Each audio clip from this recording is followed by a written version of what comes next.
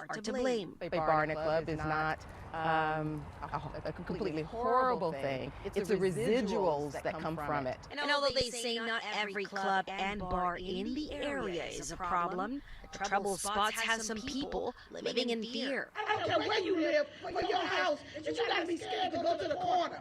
You can't walk your dog. You can't take your baby in a stroller. But it's not just the violence and crime. This resident lives next to one bar, and she says they have many other problems they deal with every weekend. Trash has been everywhere. We come outside, people are just being loud, rude, peeing on the floor, on the ground. What else? We've seen people having sexual intercourse. It's just been all sorts of things you can even think of. The mayor and the chief were at the press conference listening to the concerns. So we will use the tools that we have to clamp down on establishments, on businesses, bars, clubs, you name it, where there are repeated acts of violence that's taking place is unacceptable in our city, and we'll be aggressive there. Neighbors here also tell us parking is an issue. Sometimes when they come home over the weekend, they can't find a place to park in front of their home. Now, today they asked the city attorney how many spaces some of these clubs and bars need to have, and he answered that at least for every 1,000 square feet, there should be at least 14 parking spaces. And so far, a lot of these businesses are not meeting and with residents next week. Reporting live, Anayeli Ruiz, KHOU 11 News. Anayeli, thank you. Tonight we go inside a federal crime lab that is analyzing the guns used in some of the city's most violent crimes. Melissa Correa shows us the behind-the-scenes race to make the city safer in this KHOU 11 News exclusive. It's been nearly 2 weeks since Ashanti Grant was shot while riding in her family's SUV. Somebody somewhere has to know something. The 9-year-old's grandmother, hopeful Houston police will catch a break, which could come from a shell casing found at the crime scene.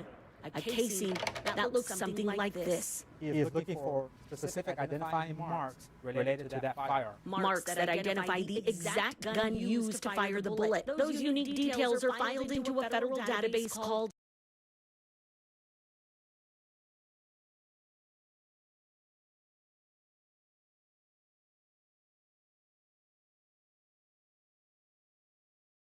Going into the city, they are going into the county, they are going to other parts of the greater Houston area and committing violent crimes. Noel Rangel leads the NIBIN program in Houston for the ATF, the Federal Bureau of Alcohol, Tobacco, and Firearms. So I live here in the Houston area.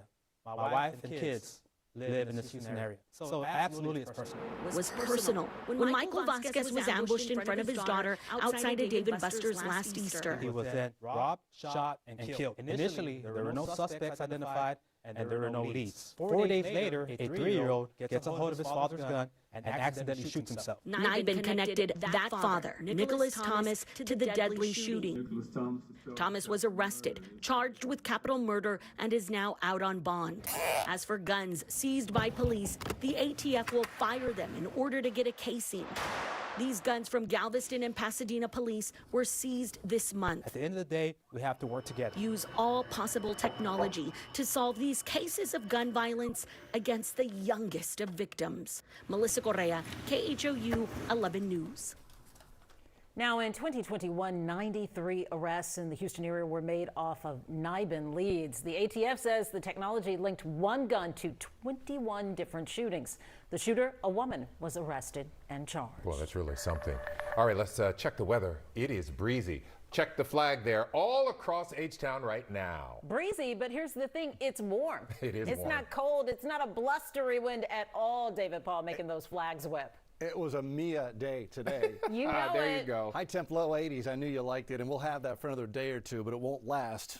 Keep the coats handy. 77 now at Bush. Pearland at 75. That south breeze at 10 to 15, still gusting to 25 every now and then. We'll see breezy, cloudy, and a little bit drizzly and misty conditions, especially toward 9 and 11 o'clock tonight. And we stay very mild overnight. Overnight low 67. High temp goes up to 82 tomorrow. So another warm and humid and breezy day expected on Tuesday. Did I say it won't last?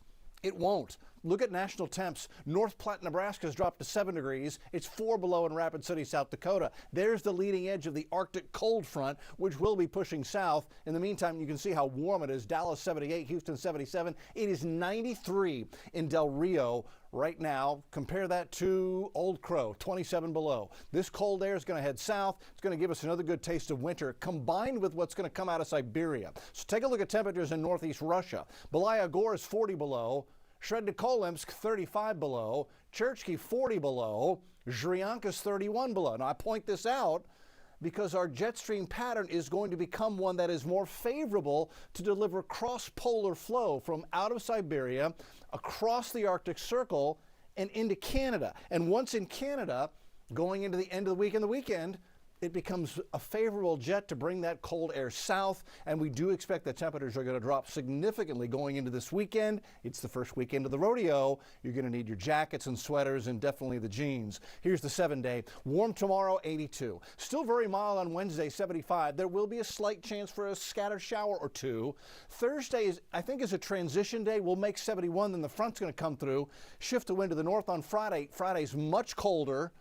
Saturday and Sunday, much colder, lows in the 30s, highs in the 50s most of the day. Slight chance for a scattered shower Saturday, better weather considered on Sunday. And then Monday, colder still, low 35.